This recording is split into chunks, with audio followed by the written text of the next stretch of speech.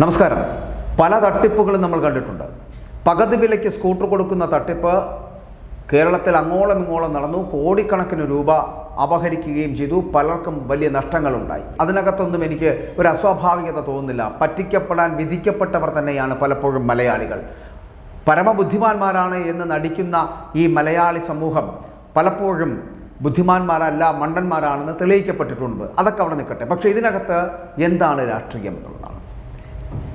ഇവിടെ കോൺഗ്രസ് BJP നേതാക്കൾ മകനെപ്പോലെ കരുതുന്ന ഒരു വ്യക്തി അനന്തുവിനോട് തനിക്ക് വല്ല വാത്സല്യമുണ്ട് എന്നും ആ കുട്ടിയെ ബലിയാടാക്കി എന്നുമാണ് അഡ്വക്കേറ്റ് ലാലി വിൻസെൻ്റ് എന്ന കോൺഗ്രസ്സുകാരി പറയുന്നത്. ഇനി പ്രമീളാദേവി മകനെന്ന് പറഞ്ഞ് പരിചയപ്പെടുത്തിയപ്പോൾ 25 ലക്ഷം പോയി എന്ന് BJPയുടെ നേതാവ് ഗീതാകുമാരി പറയുന്നു.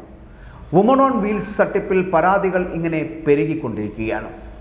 അതായത് പകുതി വിലയ്ക്ക് സ്ത്രീകൾക്ക് സ്കൂട്ടർ നൽകാമെന്ന് പറഞ്ഞുകൊണ്ട് സീഡ് സൊസൈറ്റി നടത്തിയ തട്ടിപ്പ് കേസിലെ പ്രതിയാണ് ഈ തൊടുപുഴ സ്വദേശിയായിട്ടുള്ള അനന്തകൃഷ്ണനെ ന്യായീകരിച്ചുകൊണ്ട് കോൺഗ്രസ് നേതാക്കൾ അടക്കം രംഗത്തെത്തിയിരിക്കുന്നു. അതിലൊരാളാണ് ഈ advocate Lali Vincent. Seed society നിയമ ഉപദേഷ്ടാവായിട്ടുള്ള ലാലി വിൻസെൻ്റ് കേസിൽ 7ാം പ്രതിയാണ്. അനന്തു തനിക്ക് മകനെപ്പോലെയാണ് എന്നും അനന്തുവിനോട് തനിക്ക് നല്ല വാത്സല്യമുണ്ട് എന്നും അവർ മാധ്യമങ്ങളോടടക്കം പറയുകയുണ്ടായി. ആ കുട്ടിയെ ബലിയാടാക്കിയതാണ് എന്നും കേസിന് പിന്നിൽ ദുഷ്ടബുദ്ധികളും രാഷ്ട്രീയ പകപോക്കലുകൾ നടത്തുകയാണ് എന്നാണ് ലാലി വിൻസെൻ്റിൻ്റെ ആരോപണം. വക്കീലെന്ന നിലയിൽ താൻ കരാറുകൾ ഡ്രാഫ്റ്റ് ചെയ്ത് കൊടുത്തിട്ടുണ്ട് എന്നും വലിയ വലിയ കമ്പനികളുമായി ചർച്ച നടത്തുമ്പോൾ ഇങ്ങനെ ലീഗൽ അഡ്വൈസർ എന്ന നിലയിൽ താൻ പങ്കെടുത്തിട്ടുണ്ട് എന്നും അനന്തു തയ്യാറാക്കിയ എഗ്രിമെൻറ്റുകൾ അത് പലതും താൻ ഡ്രാഫ്റ്റ് ചെയ്തതാണ് എന്നും അതിനെനിക്ക് വക്കീൽ ഫീസ് തന്നിട്ടുണ്ട് എന്നും സത്യത്തിൽ എന്തിനാണ് തന്നെ പ്രതിയാക്കിയതെന്ന് അറിയില്ല എന്നും ലാലി വിൻസെൻ്റ് പറയുകയാണ്. ഇതൊക്കെ രാഷ്ട്രീയ പ്രതികാരമായിരിക്കാമെന്നും അല്ലെങ്കിൽ അനന്തുവുമായി സംസാരിച്ച് താൻ അനന്തുവിനെ രക്ഷിച്ചേക്കാം എന്നതുകൊണ്ടാകാം ഇത്തരത്തിലുള്ള സ്ഥിതിവിശേഷം ഉണ്ടാകുന്നതെന്നും എന്തായാലും ഇതിന് പിന്നിൽ പ്രബലരായ ദുഷ്ടബുദ്ധികൾ ഉണ്ട് എന്ന് ലാലി വിൻസെൻ്റ് പറഞ്ഞു വെക്കുന്നു. CSR ഫണ്ട് കൊടുക്കുമെന്ന് പറഞ്ഞവർ പിന്മാറിയതാണ് പ്രശ്നത്തിന് കാരണമെന്ന് ആണ് ലാലിയുടെ വാദം. 18,000 ബൈക്കും 35,000 ലാപ്ടോപ്പും 7.5 കോടിക്ക് ഭക്ഷ്യക്കിറ്റും കൊടുത്തതായിട്ടാണ് ലാലി പറയുന്നത്. ഇവിടെ കണ്ണൂർ ബ്ലോക്കിൽ 494 പേരിൽ നിന്ന് 3 കോടിയോളം രൂപ തട്ടി എന്നാണ് കേസ്. NGOകളുടെ കൂട്ടായ്മ രൂപീകരിച്ചായിരുന്നു തട്ടിപ്പ്. അനന്തകൃഷ്ണൻ ഉൾപ്പെടെ കേസിൽ 7 പ്രതികളാണ് ഉള്ളത്.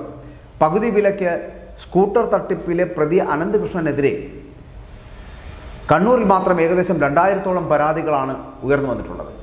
കണ്ണൂർ, തളിപ്പറമ്പ്, ശ്രീകണ്ഠാപുരം, മയ്യിൽ, വളപട്ടണം, പയ്യന്നൂർ സ്റ്റേഷനുകളിലാണ് ഈ 2000 പരാതികൾ ലഭിച്ചിരിക്കുന്നത് എന്നതാണ്. അനന്തകൃഷ്ണനെതിരെ പരാതികളുടെ എണ്ണം ദിനം പ്രതി കൂടി വരുന്ന ഒരു സാഹചര്യമാണ് എന്ന് കണ്ണൂർ ടൗൺ പോലീസ് അടക്കം അറിയിക്കുകയും ചെയ്യുന്നുണ്ട്. പകുതി വിലയ്ക്ക് ലാപ്ടോപ്പ്, തയ്യൽ മെഷീൻ തുടങ്ങിയവയും പ്രതി വാഗ്ദാനം ചെയ്തിരുന്നു എന്നാണ് പറയപ്പെടുന്നത്. പണം തിരികെ ചോദിച്ചപ്പോൾ ഭീഷണിപ്പെടുത്തി എന്നുള്ള പരാതി അടക്കം ലഭിച്ചിട്ടുണ്ട്. BJP നേതാക്കളായിട്ടുള്ള N രാധാകൃഷ്ണനും പ്രമീളാദേവിയും സംശയത്തിൻ്റെ നിഴലിലാണ് ഇപ്പോഴും. ഇവർക്കെതിരെയും ആരോപണമുണ്ട് എന്നുള്ളതാണ്. എന്നാൽ സീഡ് സൊസൈറ്റിയുമായി നേരിട്ട് ബന്ധമില്ലാത്തത് കൊണ്ടാണ് പോലീസ് ഇവരെ പ്രതിയാക്കാത്തത് എന്നാണ് പറയപ്പെടുന്നത്.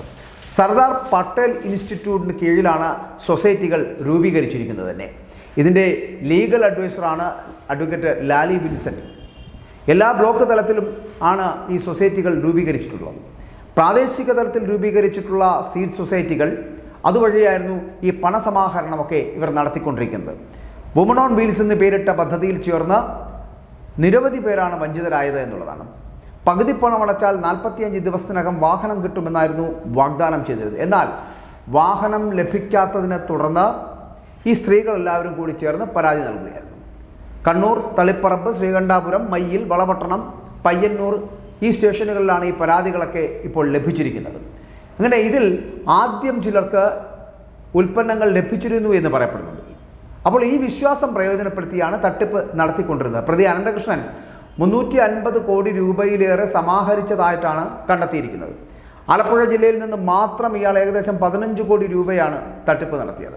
തട്ടിപ്പ് പണം ഉപയോഗിച്ച് ഇടുക്കിയിലും കർണാടകത്തിൻ്റെ വിവിധ സ്ഥലങ്ങളിലുമൊക്കെ അദ്ദേഹം സ്ഥലം വാങ്ങിക്കൂട്ടിയതായും പോലീസ് ഇപ്പോൾ കണ്ടെത്തി കഴിഞ്ഞിരിക്കുന്നു. സംസ്ഥാനത്തുടനീളം വിപുലമായിട്ടുള്ള മേളകൾ സംഘടിപ്പിച്ചുകൊണ്ടായിരുന്നു ഇയാൾ ഈ വിശ്വാസ്യത നേടിയെടുക്കുന്ന ഒരു സമീപനം ഉണ്ടാക്കിയത്.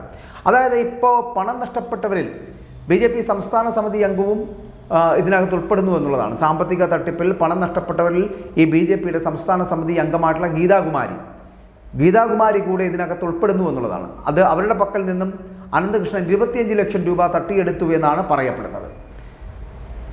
അപ്പോൾ ഇവിടെ ഈ വനിതാ കമ്മീഷൻ്റെ അംഗമായിരുന്ന പ്രമീള ദേവി വഴിയാണ് അനന്തകൃഷ്ണനെ പരിചയപ്പെട്ടത് എന്നും ഗീതാകുമാരി പറയുന്നുണ്ട്. അവരെല്ലാവരും ഈ BJPയുമായി ബന്ധപ്പെട്ടവരാണല്ലോ. സ്വർണ്ണപ്പണയം വെച്ച് പലരിൽ നിന്നായി കടം വാങ്ങിയും ഇൻഷുറൻസിൽ നിന്ന് ലോൺ എടുത്തുമൊക്കെ ഒപ്പം തന്നെ ചിട്ടി പിടിച്ചുമൊക്കെയാണ് അനന്തകൃഷ്ണന് 25 ലക്ഷം രൂപ നൽകിയത് എന്നാണ് ഗീതാകുമാരിയുടെ വാദം. എന്നാൽ ഈ നൽകിയ പണം തിരികെ കിട്ടാതെ വന്നതോടുകൂടിയാണ് എല്ലാവരും കേസ് കൊടുത്തത് എന്ന് തന്നെയാണ് പലരും പറയുന്നത്. അതിൻ്റെ കൂട്ടത്തിൽ ഗീതാകുമാരിയും അത് പറയുന്നുണ്ട്. കേസ് രജിസ്റ്റർ ചെയ്തെങ്കിലും ഇതിനായിട്ട് ഇതുവരെയും അനന്തകൃഷ്ണൻ കോടതിയിൽ വന്നിട്ടില്ല എന്നും ഗീതാകുമാരി വെളിപ്പെടുത്തുന്നുണ്ട്. ഈ വെളിപ്പെടുത്തലുകൾ നിൽക്കുന്ന സാഹചര്യത്തിലാണ് അനന്തകൃഷ്ണനോടൊപ്പം യാത്ര ചെയ്യുമ്പോൾ ചെക്ക് ബുക്കും ഒപ്പം തന്നെ മറ്റ് രേഖകളും തന്നെ ഏൽപ്പിച്ചിരുന്നുവെന്നുകൂടി അതിൽ നിന്നും ചെക്ക് കൈവശപ്പെടുത്തിയാണ് കള്ളക്കേസ് ഉണ്ടാക്കിയിരിക്കുന്നത് എന്നുമാണ് അനന്തുവിൻ്റെ അഭിഭാഷകയായിട്ടുള്ള ലാലി വിൻസെൻ്റ് കോടതിയിൽ ഈ വിസ്തരിച്ചപ്പോൾ പറഞ്ഞത് എന്നാണ് ഗീതാകുമാരി പറയുന്നത്. അപ്പോൾ ഇത്തരത്തിലുള്ള ഈ തട്ടിപ്പ് ഇത് സംബന്ധിച്ച് സത്യാവസ്ഥകൾ ഓരോന്നായി പുറത്തു വന്നുകൊണ്ടിരിക്കുമ്പോഴാണ് അതുമായി ബന്ധപ്പെട്ടിട്ട് ഇപ്പോൾ BJP നേതാവ് പറയുന്നത് സത്യാവസ്ഥ പുറത്തു വരേണ്ടതുണ്ട്. എന്നാൽ അതേസമയം ഇപ്പോൾ ചർച്ച ചെയ്യുന്ന ഈ CSR തട്ടിപ്പല്ല, മറിച്ച് അതിനു മുമ്പ് ഉണ്ടായിട്ടുള്ള ഒരു തട്ടിപ്പാണ് BJP നേതാവിൻ്റെ വെളിപ്പെടുത്തലിലൂടെ പുറത്തു വരുന്നത് എന്നുള്ളതാണ്.